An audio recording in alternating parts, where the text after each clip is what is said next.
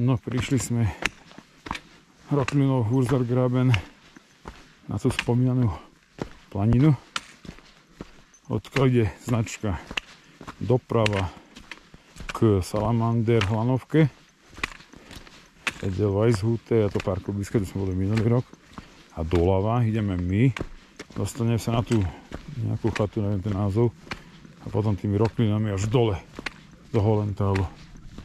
Kúkneme sa, koľko nás tu čaká minút. Táto celá trasa.